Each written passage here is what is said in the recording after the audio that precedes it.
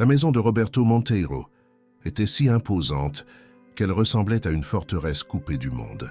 De l'extérieur, des colonnes blanches, des jardins impeccables et des gardes à l'entrée donnaient une impression de pouvoir et de richesse. Mais à l'intérieur, ce qui régnait n'était pas la grandeur, c'était le silence. Un silence lourd, étouffant, qui rappelait plus le deuil qu'un foyer.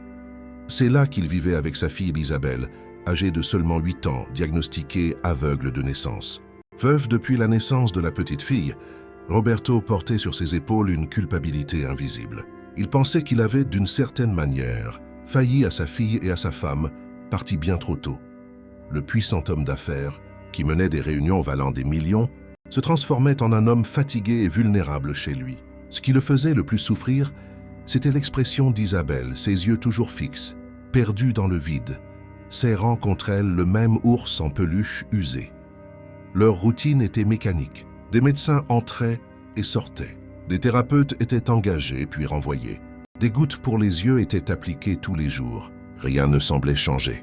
La petite fille parlait à peine, souriait rarement et passait des heures assise près de la grande fenêtre du salon, comme si elle cherchait quelque chose au-delà de l'obscurité qui lui avait été imposée. C'est dans ce décor qu'arriva Marina, la nouvelle employée de maison. Elle avait 27 ans et un passé marqué par des pertes et des douleurs qu'elle ne partageait avec personne. Son regard était serein, mais il y avait une force silencieuse dans sa posture. Contrairement aux autres employés, elle n'essaya pas d'être trop aimable, ni de montrer de la pitié pour la petite fille. Elle la salua simplement avec respect et continua ses tâches. Dès le premier jour, Marina remarqua des détails qui auraient échappé à n'importe qui d'autre. En époussetant les meubles du salon, elle vit qu'un rayon de lumière traversait l'espace lorsque le rideau s'ouvrit un peu plus et tombait sur le visage d'Isabelle. La petite fille, jusque-là immobile, cligna des yeux étrangement. Un clignement plus long, presque comme une réaction à la lumière. Marina se figea. Était-ce une coïncidence? Un réflexe involontaire? Ou y avait-il là quelque chose que personne n'avait remarqué? Elle n'en parla pas à Roberto. Elle savait qu'un père désespéré pourrait s'accrocher à n'importe quel espoir pour ensuite être encore plus déçu. Mais cette nuit-là, allongée dans sa chambre simple à l'arrière de la maison, Marina griffonna sur un bout de papier. 3 mots qui tournaient en boucle dans son esprit. Lumière, fenêtre, clignée.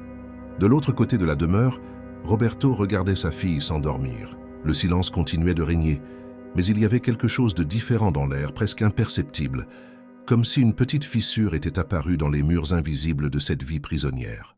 Le millionnaire ne le savait pas, mais dans cette maison, sur le point de s'éveiller, le destin commençait à changer.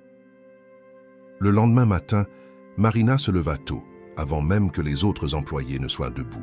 Elle prépara la table du petit déjeuner, rangea les chambres et se dirigea discrètement vers le salon où Isabelle avait l'habitude de rester. La petite fille était là, comme toujours, serrant son ours en peluche, assise près de la grande fenêtre. Le soleil entrait timidement, créant une ligne dorée sur le sol de marbre. Marina ne dit rien. Elle tira simplement le rideau discrètement, ouvrant un peu plus l'espace pour que la lumière envahisse la pièce. Ses yeux attentifs ne quittaient pas Isabelle. Et puis, le même clignement long du jour précédent se produisit, accompagné d'un léger mouvement de la tête, comme si la petite fille avait senti la direction de l'éclat. Marina retint son souffle. Ce n'était pas une coïncidence. Décidée à aller plus loin, elle revint plus tard avec quelques feuilles de carton qu'elle avait improvisées pendant sa pause. Elle découpa des formes simples, un cercle, un carré et un triangle, tous en noir sur un fond blanc. Elle savait qu'elle ne pouvait rien forcer. Alors elle s'assit simplement sur le tapis, à quelques pas de la petite fille, et posa le cercle devant elle. Sans dire un mot, Isabelle ne réagit pas immédiatement. Le silence régnait, brisé seulement par le son lointain d'un oiseau dans le jardin. Marina attendit immobile, jusqu'à ce qu'un détail presque imperceptible se produise. Les yeux de la petite fille bougèrent légèrement en direction de la feuille de carton éclairée par le soleil. Ce n'était pas une mise au point parfaite, mais c'était quelque chose. Le cœur de Marina s'emballa. Plus tard, dans la cuisine, Roberto entra pour prendre un verre d'eau. Il semblait distrait, fatigué par les appels du travail. Marina profita du moment et demanda à voix basse « Vous utilisez toujours ces gouttes pour les yeux ?» Roberto confirma d'un hochement de tête, expliquant que les flacons étaient utilisés depuis la naissance de sa fille, selon les instructions du médecin. Il ajouta qu'il n'avait jamais posé de questions parce qu'il pensait qu'elles étaient nécessaires. Marina n'insista pas, Mais le doute commença à brûler dans son esprit. Et si ces gouttes cachaient plus qu'elles ne révélaient?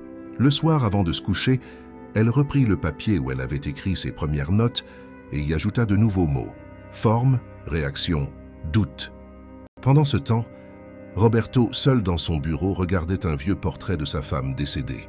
Il pensait à la façon dont la vie était devenue une routine de tentatives frustrées et d'espoirs brisés. Il ne le savait pas, mais au même moment, Marina écrivait la première ligne d'une découverte qui pourrait tout changer. Le silence de la maison n'était plus le même. Il y avait quelque chose de nouveau. Un fil de curiosité, une étincelle d'espoir. C'était comme si Isabelle avait fait un petit pas, presque invisible, vers le monde que tout le monde croyait inaccessible pour elle. Marina ne parvint pas à dormir cette nuit-là. Elle se tournait et se retournait dans le lit simple de sa chambre, écoutant le silence de la demeure comme s'il parlait. Les images ne quittèrent pas sa tête. Le clignement prolongé, la tête d'Isabelle qui s'inclinait, les yeux qui semblaient la poursuivre une ombre. Personne ne l'a jamais remarqué. Les médecins se sont-ils trompés? Pensait-elle. La peur d'imaginer des choses se battait avec le besoin de confirmation. Le lendemain matin, la routine reprit son cours. Roberto partit tôt pour une réunion et les autres employés étaient occupés par leurs tâches. Marina profita du moment pour s'approcher d'Isabelle avec plus de courage. Elle avait apporté une petite lampe de poche qu'elle gardait dans son sac, cachée parmi ses affaires. Elle s'assit devant la petite fille, gardant sa voix calme. « Isabelle, tout va bien? Je veux juste essayer quelque chose, d'accord ?» La petite fille ne répondit pas. Elle continuait de serrer son ours en peluche avec la même expression distante. Marina respira profondément, alluma la lampe de poche et dirigea doucement le faisceau de lumière sur le visage de l'enfant. Pendant quelques secondes, rien ne se passa. Marina faillit abandonner. Mais alors, Isabelle cligna des yeux 2 fois, rapidement, comme si elle était dérangée. Le cœur de l'employé s'emballa. Marina répéta le mouvement, mais plus lentement, créant une ligne de lumière qui traversait l'air, et cela se reproduisit. Les yeux d'Isabelle suivirent la trace avec un mouvement minime, mais réel. C'est à cet instant que quelque chose d'inattendu rompit le silence. D'une voix fragile et hésitante, Isabelle murmura « Je crois que j'ai vu une lumière. »« Maman ?» Marina se figea. Le mot « maman » transperça son cœur comme une lame, et en même temps comme une étreinte. Isabelle n'appelait jamais personne ainsi. Elle n'avait jamais utilisé ce mot. Les larmes menacèrent de couler, mais Marina se retint. Elle se retint parce qu'elle savait que c'était le moment le plus important de sa vie et de celle de cette petite fille. Avant qu'elle ne puisse dire quoi que ce soit, la porte du salon s'ouvrit avec fracas. Roberto entra avec une expression sévère. Ses yeux allèrent directement à la lampe de poche dans les mains de Marina. « Que croyez-vous faire avec ma fille » cria-t-il, la voix remplie de colère et de peur. Marina tenta d'expliquer, mais elle n'en eut pas besoin. Isabelle, pour la première fois depuis des années, se leva de là où elle était et courut non pas vers son père, mais vers Marina. Elle s'accrocha à sa taille de toutes ses forces. Tremblante, elle répéta à voix basse « J'ai vu une lumière ». Roberto resta paralysé. Pendant des années, il avait cru que sa fille ne réagirait jamais. Maintenant, sous ses yeux, elle parlait, bougeait, cherchait quelqu'un. Le sol de sa vie commençait à se fissurer. L'impact de ce qui s'était passé dans cette pièce résonna dans la maison pour le reste de la journée. Roberto, qui avait toujours été ferme et contrôleur, semblait bouleversé. Il allait et venait, murmurant des mots à voix basse, comme s'il essayait de se convaincre qu'il ne devenait pas fou. « Elle a parlé, elle a couru », répétait-il. Marina, quant à elle, resta silencieuse, respectant le tumulte du père, mais à l'intérieur, son cœur brûlait. Il y avait trop de preuves qu'Isabelle n'était pas complètement aveugle. Cette nuit-là, après un long silence, Roberto appela Marina dans son bureau. Sa voix n'avait plus la dureté d'avant. « À partir de maintenant, suspendez les gouttes », dit-il fermement. « Je veux voir ce qui se passe sans elle. » Marina hocha la tête, ne discuta pas, ne remercia pas. Elle garda simplement cette décision comme un mot de passe pour la prochaine étape. Au fond, elle se doutait déjà qu'il y avait quelque chose de louche avec ces flacons. Le lendemain, en rangeant le placard de la salle de bain, Marina trouva une vieille boîte en bois, cachée derrière des serviettes peu utilisées. À l'intérieur, il y avait plusieurs flacons de gouttes pour les yeux, avec des étiquettes jaunies par le temps et des instructions presque effacées. Il y en avait des dizaines, datées des années précédentes. Le nom du médecin imprimé sur chaque ordonnance était toujours le même, Dr Salazar. Elle ne reconnaissait pas les termes techniques sur les emballages, mais elle savait que ce n'étaient pas des gouttes ordinaires. Elle écrivit les noms sur un bout de papier avec l'intention de faire des recherches plus tard. Cela pouvait n'être qu'un simple traitement, mais cela pouvait aussi être la clé d'une erreur ou de quelque chose d'encore plus grave. Plus tard, Marina fit de nouveaux tests discrets avec Isabelle. Elle ouvrit les rideaux plus tôt, laissa la lumière du soleil envahir le couloir, posa un objet simple sur le sol. À chaque fois, la petite fille réagissait un peu, bougeait la tête, tendait la main, fronçait les sourcils. De petits gestes qui, pour ceux qui croyaient à un diagnostic absolu, étaient des miracles. Roberto observait de loin, stupéfait. L'homme qui avait passé des années à vivre dans l'ombre de la culpabilité voyait maintenant, de ses propres yeux, des signes que sa fille avait pu être trompée. « Comment n'ai-je rien remarqué ?» se demandait-il, se sentant écrasé. La nuit, seul, il s'enferma dans son bureau avec les flacons dans les mains. Il fixa ses verres pendant des heures, comme s'ils étaient les coupables silencieux. Au fond de lui, il avait peur d'admettre qu'il avait trop cru au médecin, sans jamais remettre en question. Le poids de cette omission le rongeait.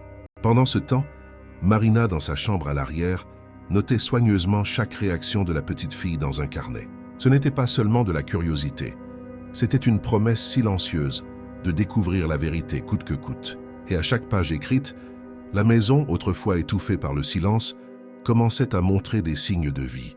Mais avec cet espoir, naissait aussi le danger. Si un secret était caché là, quelqu'un, quelque part, pourrait vouloir le garder enterré. Le lendemain matin, Marina profita du moment où Roberto était enfermé dans son bureau pour utiliser son téléphone portable en cachette, assise dans sa chambre simple.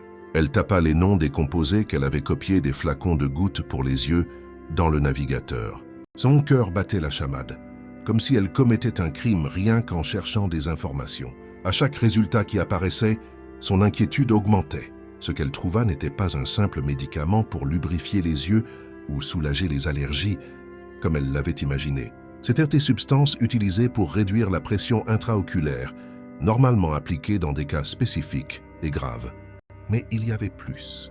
Sur des forums médicaux, certaines personnes rapportaient qu'à forte dose et en usage prolongé, ces médicaments pouvaient affecter la réponse de la pupille à la lumière. En d'autres termes, ils pouvaient simuler ou aggraver les symptômes de la cécité.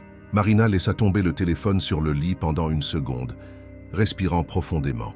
Son esprit tournait, rempli de questions. Isabelle était-elle vraiment née aveugle? Est-ce que toutes ces années de gouttes l'avaient maintenue prisonnière d'une obscurité qui n'était pas la sienne? L'après-midi, en rangeant la chambre d'Isabelle, Marina fit un nouveau test. Elle laissa la fenêtre ouverte, permettant à la lumière du matin d'inonder l'espace. Ensuite, elle posa 3 jouets sur le tapis. Une balle colorée, une petite voiture rouge et un canard en plastique jaune. Sans donner d'instructions, elle observa simplement. Isabelle hésita un instant, puis tendit sa petite main vers la balle, comme si elle avait perçu sa présence d'une manière ou d'une autre. Le geste était minime, mais suffisant pour donner des frissons à Marina de la tête aux pieds. Roberto entra à ce moment-là. Ses yeux fatigués s'écarquillèrent en voyant la scène. Il resta immobile, sans voix, regardant sa fille toucher la balle avec un sourire timide. Un sourire qu'il n'avait pas vu depuis des années. « Elle a choisi ?» demanda-t-il, la voix tremblante. Marina hocha simplement la tête. Oui, elle réagit. Cette nuit-là, Roberto ne put pas dîner. Il allait et venait, répétant qu'il avait fait confiance au médecin, qu'il n'avait jamais posé de questions, que peut-être il avait commis la plus grande erreur de sa vie. La culpabilité l'écrasait, mais quelque chose qu'il n'avait pas ressenti depuis longtemps naissait aussi en lui, l'espoir. Marina, de son côté, ressentait un mélange d'excitation et de peur. S'il y avait vraiment quelque chose de louche avec ces flacons, ce n'était pas seulement une erreur médicale, cela pouvait être un scandale. Et elle savait, plus le secret est grand, plus la résistance est forte contre ceux qui tentent de le révéler. Pendant qu'Isabelle dormait en serrant son ours en peluche, la maison semblait respirer différemment. Le silence n'était plus seulement le deuil, c'était maintenant le silence qui précède une révélation. Les jours suivants, Marina maintint sa routine d'observation. Chaque matin était une nouvelle occasion de découvrir quelque chose chez Isabelle. Un simple rayon de soleil semblait ouvrir des portes invisibles pour cette petite fille que tout le monde, jusqu'à récemment, croyait condamnée à l'obscurité. Roberto, bien qu'encore sous le choc, commençait à suivre de plus près. Il restait à la porte en silence, regardant Marina mener de petits exercices. À chaque sourire de sa fille, ses yeux s'embuent, mais il y avait quelque chose qui ne quittait pas l'esprit de Marina. Le nom imprimé sur les flacons. Docteur Salazar, le médecin qui avait suivi Isabelle depuis sa naissance. Pourquoi seulement lui? Pourquoi toutes ces années? Toujours la même signature, les mêmes flacons, les mêmes formules. Pendant une pause, Marina se risqua à poser une question à Roberto à son sujet. « Vous êtes toujours en contact avec le docteur qui s'est occupé d'Isabelle » Roberto leva les yeux de son journal, soupirant profondément. « Salazar ! Non, je ne l'ai pas vu depuis longtemps. Après la mort de ma femme, j'ai eu une confiance totale en lui. Il me disait qu'Isabelle n'avait pas d'espoir, qu'il n'y avait ni chirurgie ni traitement, seulement les gouttes pour maintenir un minimum de confort. » Il y eut un silence lourd. Marina déglutit. La façon dont Roberto parlait n'était pas celle d'un homme convaincu, mais de quelqu'un qui avait abandonné la lutte. Cette nuit-là, dans sa chambre simple, Marina se remit à faire des recherches. Elle découvrit de vagues mentions d'anciens procès impliquant le nom de Salazar. Rien de très concret, mais suffisant pour allumer un signal d'alarme. Il semblait être un médecin qui avait disparu des radars, quelqu'un qui préférait rester dans l'ombre. Un matin, en traversant le couloir, Marina entendit 2 employés parler à voix basse. « Tu as remarqué comme la petite se déplace différemment ?» dit l'un. « Vaut mieux ne rien dire. Le patron n'aime pas les questions, et en plus, si le docteur le découvre, on risque d'avoir des ennuis. » Marina s'arrêta. « Si le docteur le découvre ?» Cette phrase lui donna des frissons.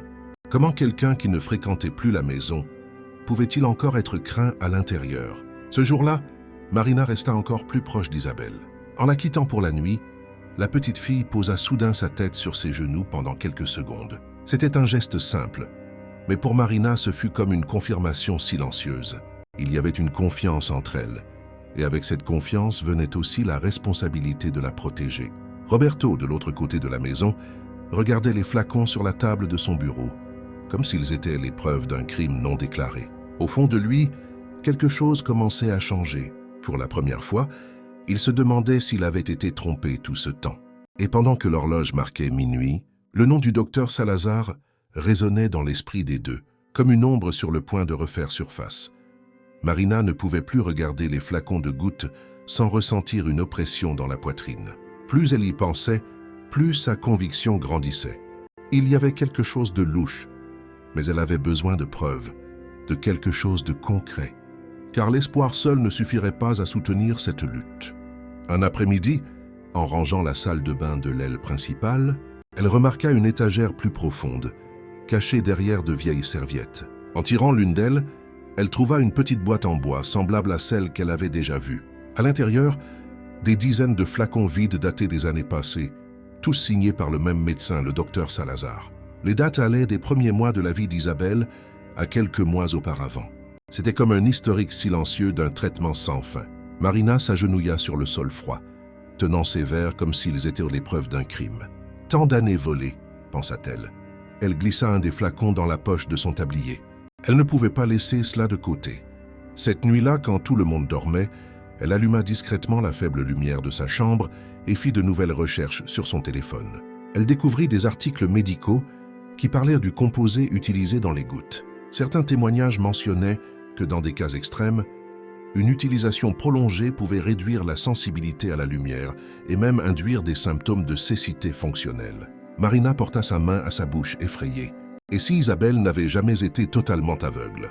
Et si tout cela était le résultat d'un diagnostic erroné ou manipulé? Pendant ce temps, Roberto restait seul dans son bureau, fixant de vieilles photographies de sa femme. Le souvenir d'elle l'écrasait. Il se rappelait de ses conversations avec Salazar, de la façon dont il avait accepté ses paroles sans les remettre en question, comme une sentence finale. Maintenant, la culpabilité semblait grandir comme une ombre à l'intérieur de lui. Le lendemain matin, Marina essaya quelque chose de nouveau.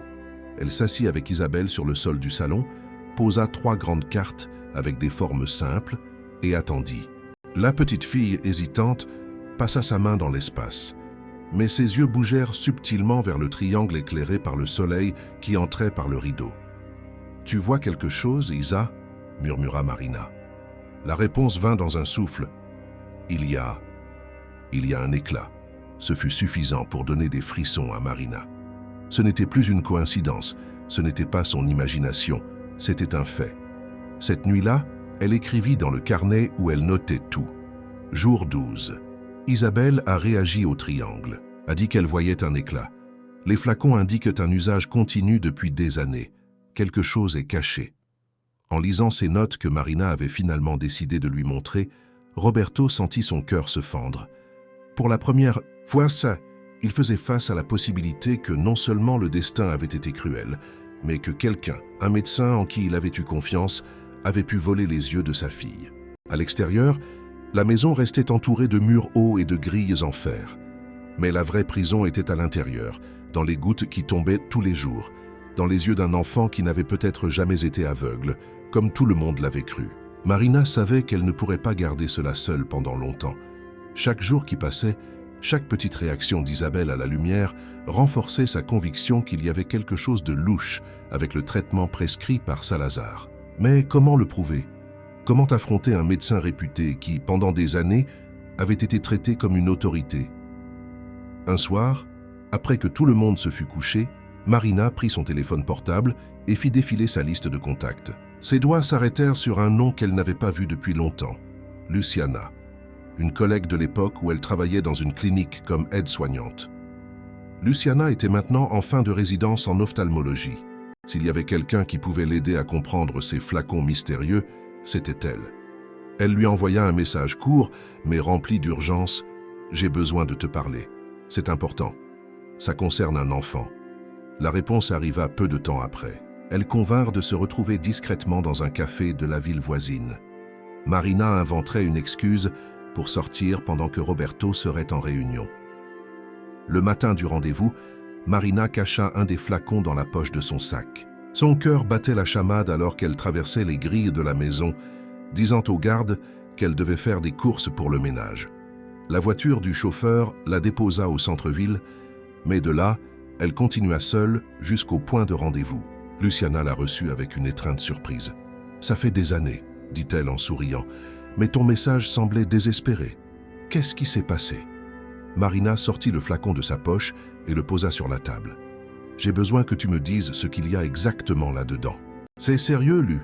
C'est à propos de la fille de mon patron. » Luciana haussa les sourcils, fit tourner le verre entre ses doigts, lut les inscriptions presque effacées et fronça les sourcils. « Ce médicament en petite dose peut être indiqué pour la pression intraoculaire, mais ici. » Elle marqua une pause, regardant à nouveau. « La dose est beaucoup plus élevée que la normale, et sur une longue période. Cela peut inhiber la réponse à la lumière. » Marina déglutit. « Alors elle pourrait ne pas être complètement aveugle ?» Luciana respira profondément. « Si elle est née avec une certaine limitation, ces gouttes pourraient avoir tout aggravé. On ne peut pas l'affirmer sans examen, mais quelque chose ne sent pas bon ici. » Les mots étaient comme des coups de marteau dans l'esprit de Marina.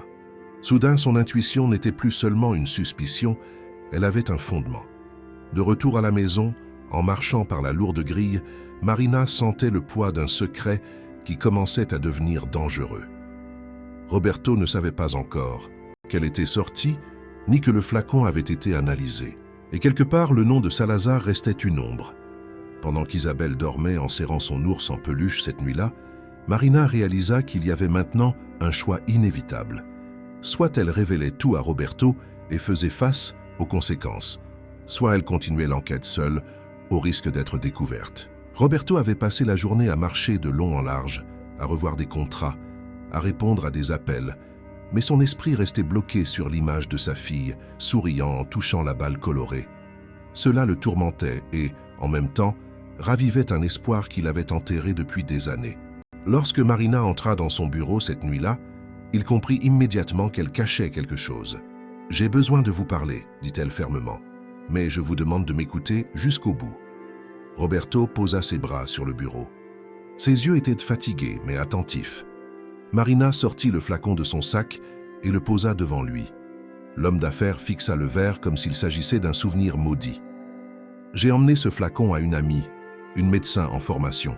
Elle l'a analysé et m'a dit que le dosage est extrêmement élevé, assez haut pour affecter la réponse à la lumière. » Marina respira profondément. « Vous comprenez ce que cela signifie ?»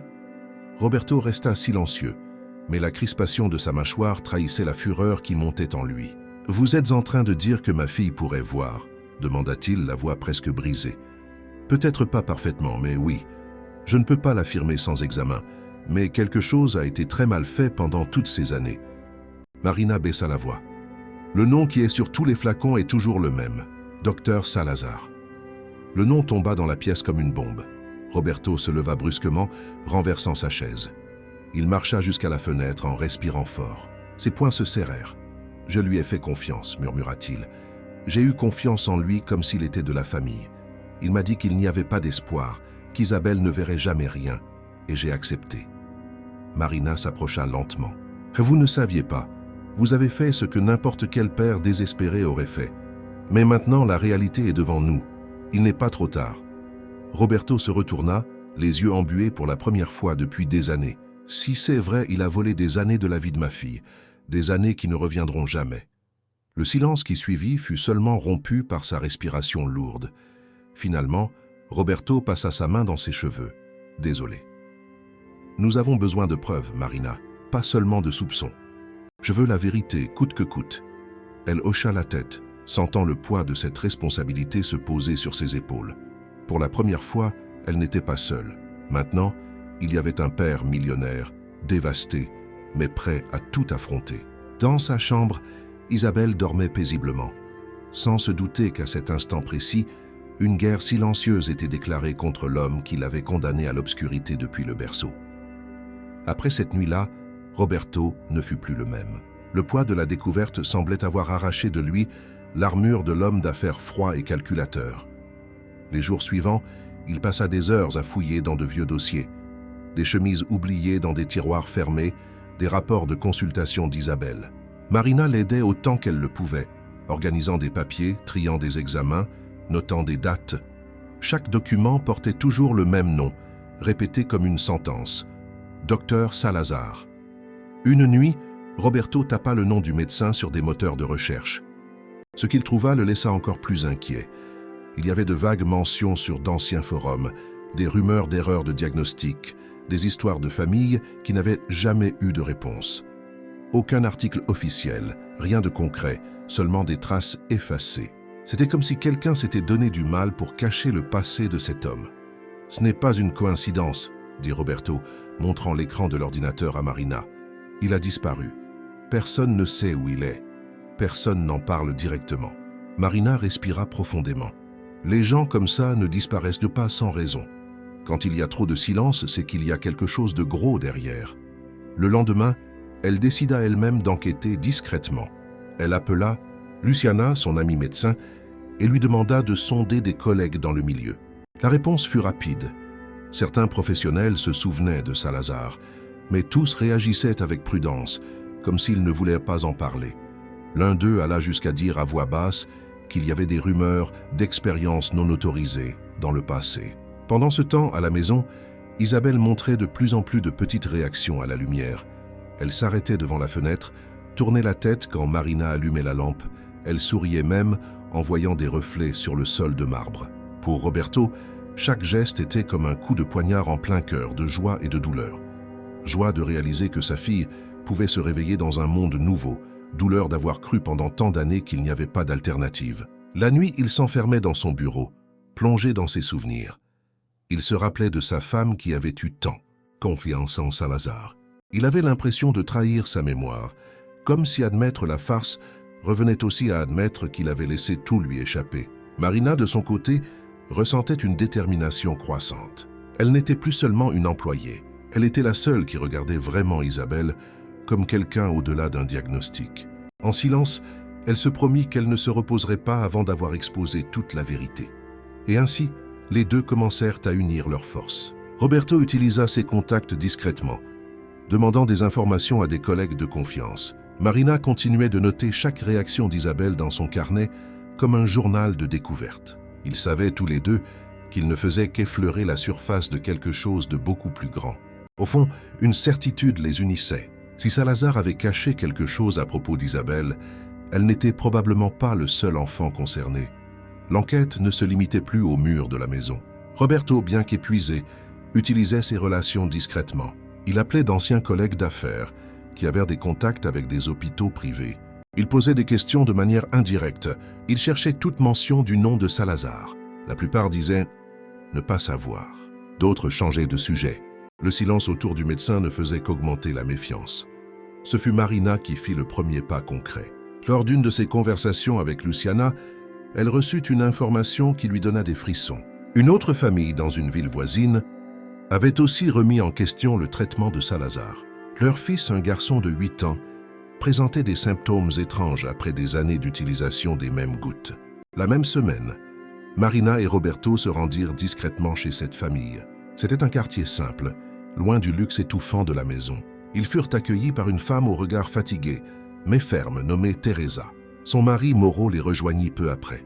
Tous deux hésitèrent avant de parler, mais lorsqu'ils entendirent le nom de Salazar, la méfiance se transforma en une complicité immédiate. « Notre fils David, » commença Teresa, « est né avec des problèmes de vue, mais rien qui l'empêche de distinguer les formes et la lumière. Salazar a dit que les gouttes étaient nécessaires, qu'elles aideraient à préserver ce qu'il avait. Mais avec le temps, il a empiré, jusqu'à ne presque plus rien voir. » Roberto sentit le sol se dérober sous ses pieds. C'était comme entendre l'histoire d'Isabelle dans une autre voix. « Vous avez confronté le médecin ?» demanda-t-il d'une voix basse. Mauro hocha la tête. « Nous avons essayé, mais il a disparu. Il a soudainement fui, sans donner d'explication. Nous sommes allés voir d'autres spécialistes, mais aucun n'a compris pourquoi l'état de David s'était détérioré si rapidement. » Marina échangea un regard silencieux avec Roberto.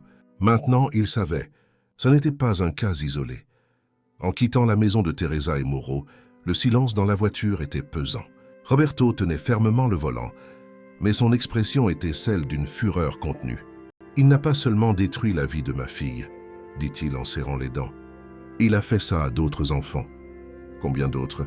Marina, son carnet sur les genoux, notait chaque détail. Elle savait que ces histoires étaient plus que des coïncidences. C'étaient les pièces d'un puzzle sombre qui commençait à s'assembler. De retour à la maison, Isabelle les attendait avec une expression paisible, assise près de la fenêtre. Roberto la regarda et sentit sa poitrine s'embraser. Il comprit que se battre contre Salazar n'était pas seulement pour la justice, c'était pour tous les enfants qui avaient été réduits au silence. Et à cet instant, alors que la nuit tombait, Roberto fit une promesse silencieuse. Il ne se reposerait pas avant d'avoir arraché le masque du médecin qui avait volé la lumière de la vie de tant de familles. Les jours suivants apportèrent une nouvelle attention à la maison. Roberto et Marina avaient découvert qu'ils n'étaient pas seuls. Il y avait d'autres familles avec des histoires liées à Salazar, mais cette révélation ne vint pas sans conséquence. Cette nuit-là, pendant que Marina faisait la vaisselle, le téléphone fixe de la cuisine sonna. À l'autre bout, une voix masculine, basse et menaçante, dit simplement « Arrêtez de creuser ou ça vous coûtera cher ». La communication fut coupée avant qu'elle ne puisse répondre. Marina resta immobile, le cœur battant, sentant une sueur froide couler dans sa nuque.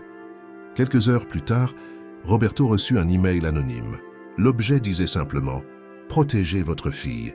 Dans le corps du message, il y avait une vieille photo d'Isabelle à la fenêtre de la maison, comme si quelqu'un l'avait observée de l'extérieur. Roberto ferma son ordinateur avec violence. Sa respiration était saccadée. « Il nous surveille », dit-il à Marina, la voix chargée de colère. Elle tenta de garder son calme. « Ça veut dire que nous sommes proches de la vérité. Personne ne menace quand il n'a rien à cacher. » Malgré tout, la pression augmentait. Les journaux commencèrent à reproduire les fausses accusations. Des profils sur les réseaux sociaux répandaient des rumeurs sur de supposées erreurs de Roberto dans ses affaires. Même Marina fut attaquée par des commentaires insinuant qu'elle inventait les progrès d'Isabelle pour attirer l'attention. Le poids de tout cela commença à se faire sentir à l'intérieur de la maison.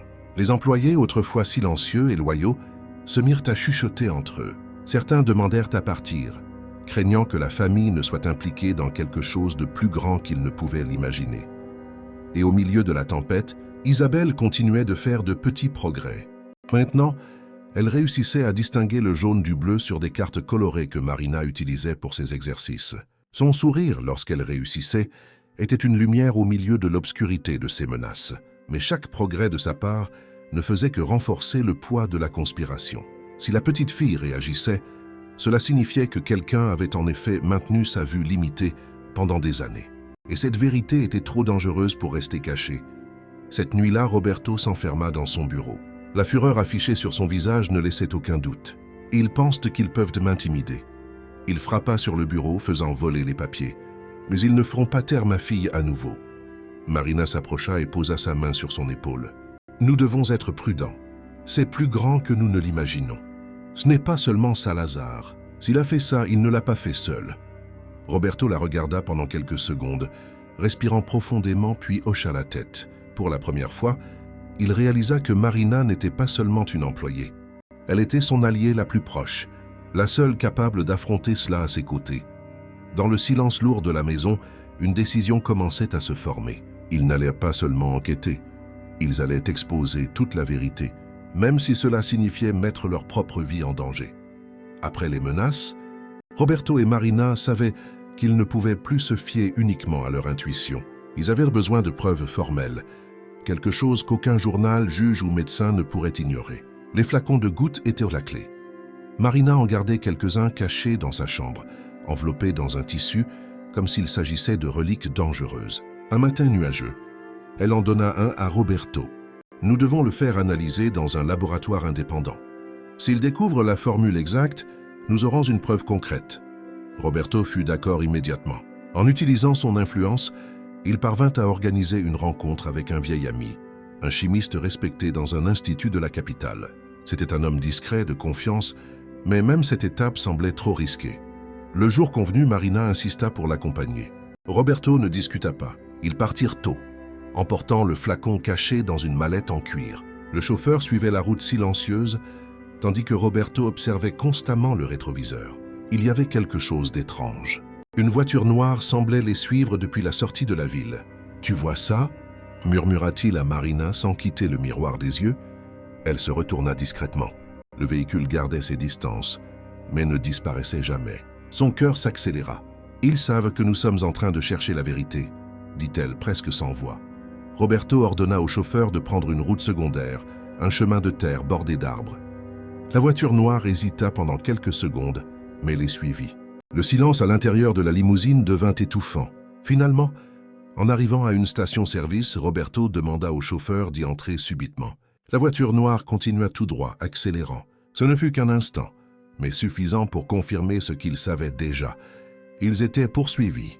Marina tenait le flacon contre sa poitrine, comme si c'était sa propre vie. « Ils vont essayer de nous arrêter avant que ces preuves ne soient rendues publiques », dit-elle haletante. Roberto passa sa main sur son visage, essayant de se ressaisir. « Alors nous devons être plus rapides qu'eux. » Ils arrivèrent au laboratoire quelques heures plus tard, tendus mais déterminés. Le chimiste reçut le flacon avec soin et promit des analyses détaillées. « Donnez-moi quelques jours. S'il y a quelque chose de louche là-dedans, je le découvrirai. » De retour à la maison, l'ambiance était pesante. Les gardes de sécurité avaient de nouveau signalé des voitures qui rôdaient autour de la propriété. Isabelle, inconsciente de tout, jouait avec les cartes colorées que Marina lui montrait. Son rire innocent était un contraste douloureux avec la guerre silencieuse qui entourait la famille. Cette nuit-là, alors que le vent frappait fort contre les fenêtres, Roberto et Marina eurent la même sensation. Le temps était contre eux. S'ils n'agissaient pas rapidement, non seulement la vérité, mais aussi leur propre vie pourrait être effacée. 3 jours après avoir remis le flacon, le téléphone du bureau de Roberto sonna. À l'autre bout du fil, la voix sérieuse de son ami chimiste ne laissa place à aucun doute. « Il faut que vous veniez. Il y a quelque chose que vous devez voir de vos propres yeux. » Roberto raccrocha sans rien dire. Il regarda Marina, qui organisait des papiers sur la table. « C'est aujourd'hui, murmura-t-il. Nous allons découvrir ce qui se trouvait réellement dans ces flacons. » Le voyage jusqu'au laboratoire fut silencieux. Chaque kilomètre parcouru semblait un poids de plus sur leur cœur. Marina gardait les mains jointes sur ses genoux, priant en silence pour que ce ne soit pas seulement une erreur. En arrivant, il fut reconduit dans une salle simple avec des murs blancs et une table couverte de rapports. Le chimiste en posa un devant Roberto. « Ces gouttes ne sont pas conventionnelles. Elles contiennent une substance appelée cyclopentolate, mais à des concentrations absurdement élevées. Cette formule utilisée pendant si longtemps pourrait simuler une cécité fonctionnelle. » Marina porta sa main à sa bouche, choquée. Roberto fixait le papier comme si c'était un verdict de mort. « Vous êtes en train de me dire que ma fille n'est pas née complètement aveugle ?» demanda-t-il d'une voix étranglée. « Je ne peux pas garantir l'état initial, répondit le chimiste, mais je peux garantir que ces gouttes, administrées quotidiennement, pourraient réduire toute perception de la lumière ou réponse oculaire. En pratique, Elle transformerait une vision partielle en obscurité. Le silence qui suivit était dense, presque insupportable. Marina sentit ses yeux s'embuer. Elle se rappela de chaque sourire timide d'Isabelle en reconnaissant un rayon de lumière. C'était la preuve que son intuition était juste. Roberto, quant à lui, était brisé. Il passa sa main dans ses cheveux, puis frappa sur la table. « Il m'a trompé. Pendant des années, il m'a dit qu'il n'y avait pas d'espoir. J'ai accepté. » Sa voix se brisa. « Ah, il a volé ma fille. » Marina s'approcha et posa sa main sur son bras. « Vous ne saviez pas, mais maintenant nous connaissons la vérité, et nous ne sommes plus seuls. » Le chimiste leur tendit un dossier avec les rapports officiels. « Avec ça, vous avez des preuves. Maintenant, c'est à vous de décider de la prochaine étape. » De retour dans la voiture, Marina tenait les papiers contre sa poitrine. Roberto regardait fixement la route, mais son esprit était ailleurs. Dans le passé, à chaque nuit où il laissait Isabelle croire que le monde n'était que des ombres. « Je ne me reposerai pas tant que je ne l'aurai pas abattu », dit-il fermement. Salazar ne continuera pas à détruire des vies. Et pour la première fois, Marina crut que cette bataille, aussi dangereuse soit-elle, avait déjà un chemin défini, la quête de la vérité. Roberto croyait que les preuves seraient insuffisantes. Des rapports officiels, des analyses chimiques, des témoignages d'autres familles, tout semblait solide comme le roc. Mais ils découvrirent vite que toucher au passé de Salazar s'était frappé dans une fourmilière. 2 jours après leur retour du laboratoire, le premier coup vint d'Internet. Un article anonyme parut sur un portail d'information à sensation, accusant Roberto d'avoir négligé sa fille pendant des années. Le texte disait qu'il avait ignoré les conseils médicaux et refusé des traitements expérimentaux, le dépeignant comme un père cruel qui préférait cacher sa fille dans sa maison. « C'est un mensonge !» cria-t-il, jetant la tablette sur la table. Marina lut l'article en entier. Le récit était trop convaincant, truffé de détails déformés. Quiconque ne connaissait pas la vérité y aurait cru facilement. C'était clair. Quelqu'un essayait de retourner l'opinion publique contre eux avant que la vraie dénonciation ne soit rendue publique. Cette nuit-là, Marina reçut des messages étranges d'un numéro inconnu. D'abord des phrases vagues. « Tu ne sais pas dans quoi tu t'es fourré ». Puis, des menaces directes. « Si tu ouvres la bouche, tu ne verras plus jamais le soleil se lever ». Elle le montra à Roberto et sa fureur explosa. « Ils veulent nous faire taire par la peur. Mais nous ne reculerons pas. » Malgré tout, la pression augmentait. Les journaux commencèrent à reproduire les fausses accusations. Des profils sur les réseaux sociaux répandaient des rumeurs sur de supposées erreurs de Roberto dans ses affaires. Même Marina fut attaquée par des commentaires insinuant qu'elle inventait les progrès d'Isabelle pour attirer l'attention. Le poids de tout cela commença à se refléter à l'intérieur de la maison. Les employés, autrefois silencieux et loyaux, se mirent à chuchoter entre eux. Certains demandèrent à partir, craignant que la famille ne soit impliquée dans quelque chose de plus grand qu'ils ne pouvaient l'imaginer.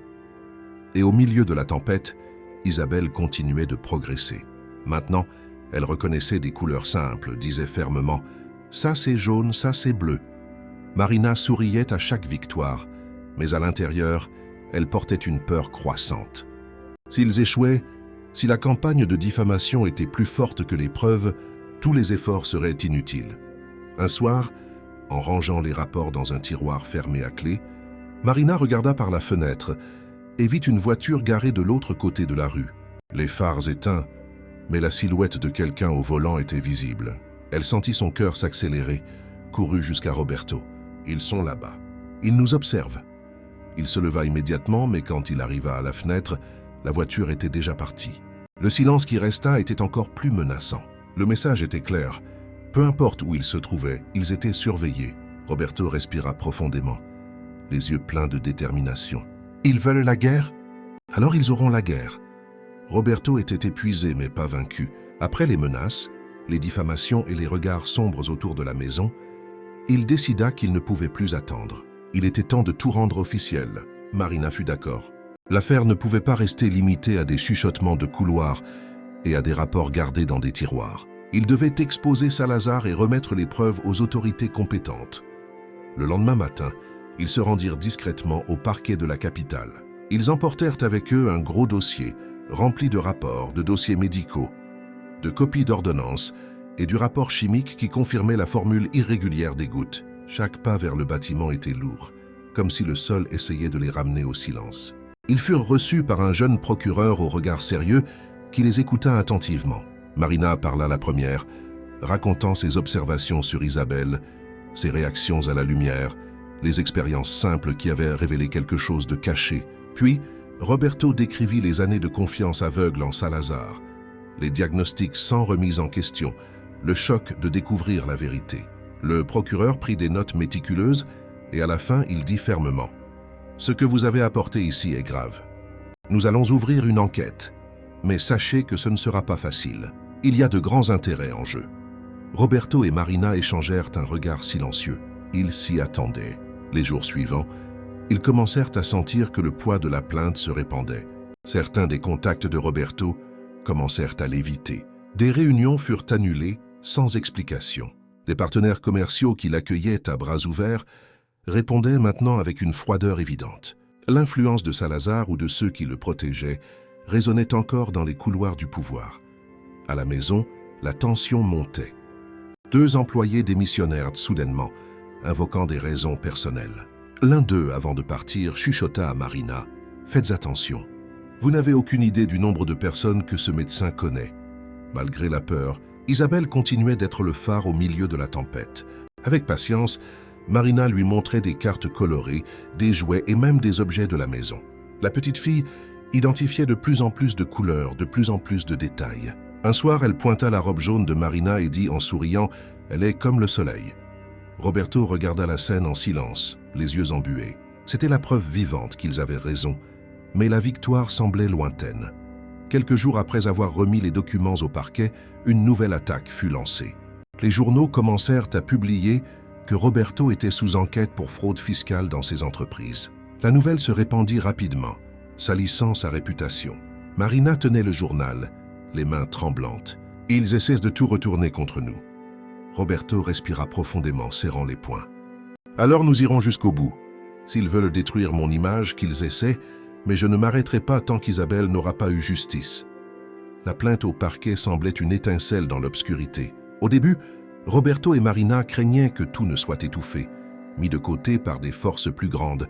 Mais quelques jours plus tard, quelque chose d'inattendu se produisit. Ils commencèrent à recevoir des appels de personnes inconnues, des familles qui avaient aussi été les patients de Salazar. Le premier appel vint d'une mère nommée Renata. Sa voix tremblait au téléphone. « Mon fils a utilisé les gouttes de Salazar pendant 4 ans. Il disait que ça aiderait à renforcer ses yeux, mais mon garçon n'a fait qu'empirer, jusqu'à ne presque plus rien voir. Je n'ai jamais compris pourquoi. Quand j'ai vu le reportage sur vous, j'ai su que je n'étais pas seul. » Marina nota chaque détail, sentant son cœur se serrer.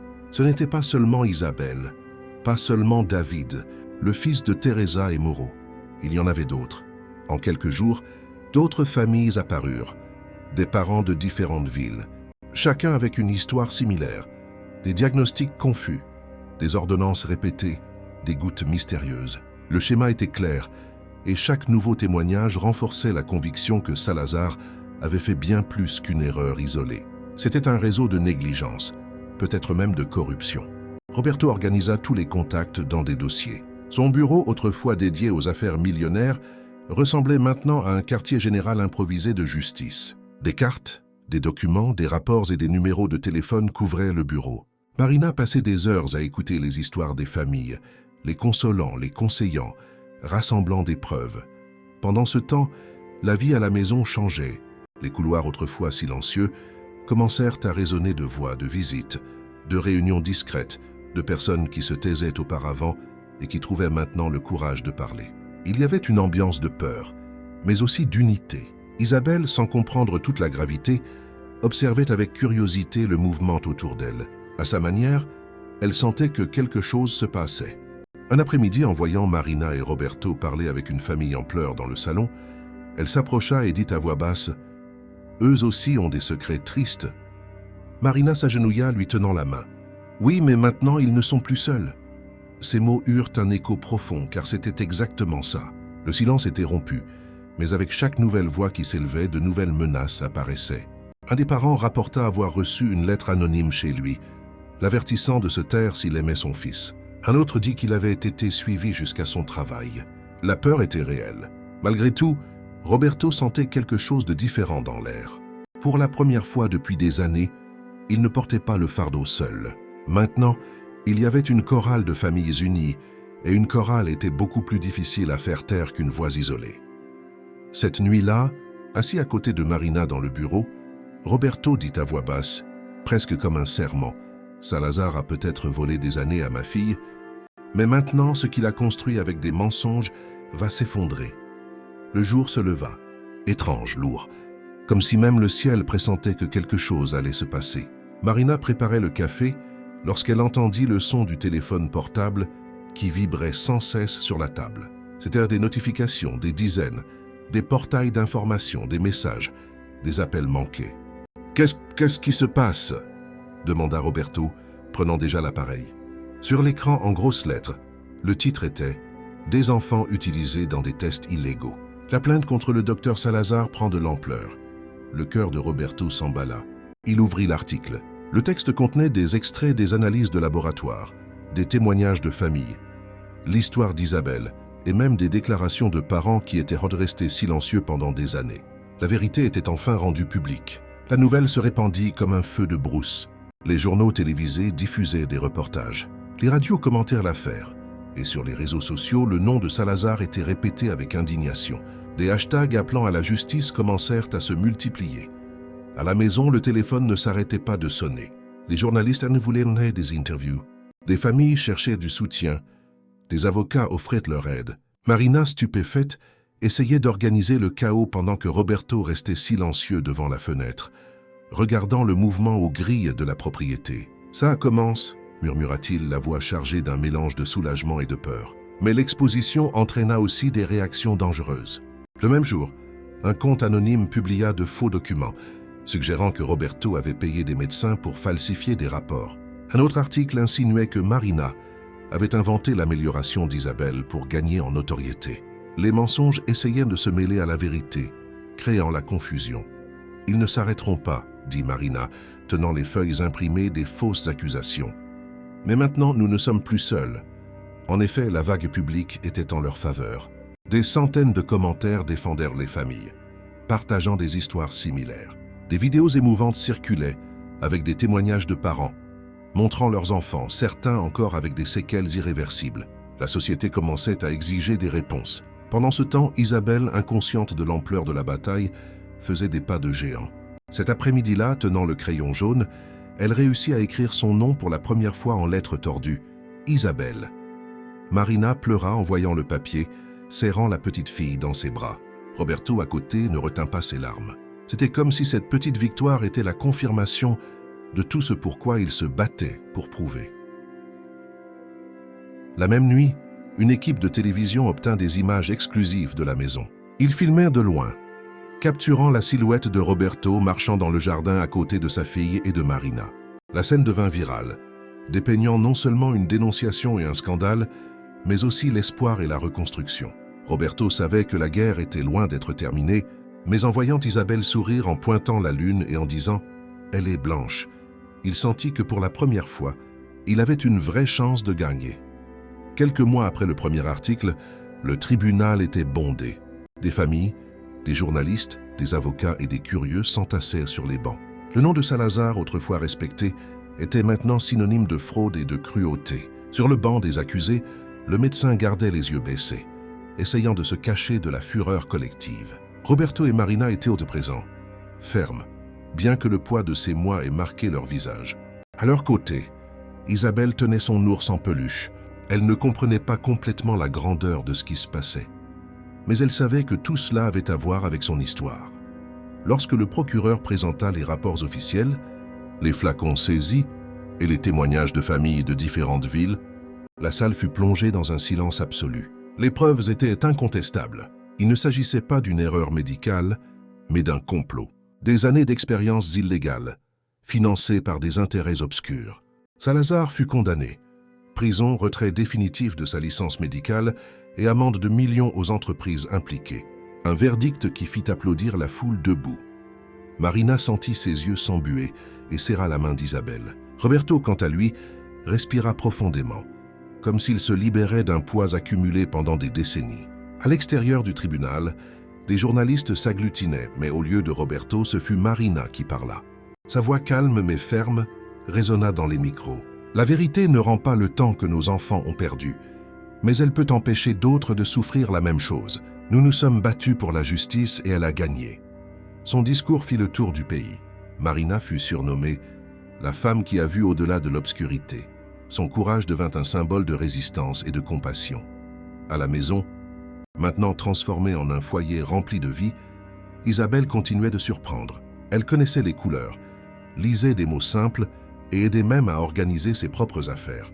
La chambre, autrefois silencieuse, était maintenant remplie de dessins collés au mur, de maisons, de fleurs, de personnes qui se tenaient la main. Un soir, en se préparant à dormir, Isabelle se blottit dans les genoux de Marina et dit à voix basse « Je n'ai plus peur de l'obscurité, parce que je sais qu'il y a toujours quelqu'un qui croit en moi. » Marina la serra fort dans ses bras, laissant couler les larmes. Roberto observait depuis la porte, ému, réalisant que ce n'était pas seulement la vue de sa fille qui renaissait, mais aussi son propre espoir. Le cas d'Isabelle changea des vies. D'autres familles trouvèrent le courage de porter plainte. Des médecins furent enquêtés et de nouvelles lois furent créées pour protéger les enfants des expériences abusives. Le nom de Salazar devint un exemple de corruption, mais aussi de la façon dont la vérité, même tardive, peut triompher. Au final, Roberto comprit quelque chose qu'il n'oublierait jamais. L'argent peut acheter le confort, mais il n'achète pas la pureté d'un regard illuminé. Et Isabelle, à chaque sourire face à une couleur découverte, prouvait que la plus grande richesse était toujours la vérité. Si vous avez aimé cette histoire, n'hésitez pas à la liker et à vous abonner à la chaîne pour ne pas manquer les prochaines vidéos.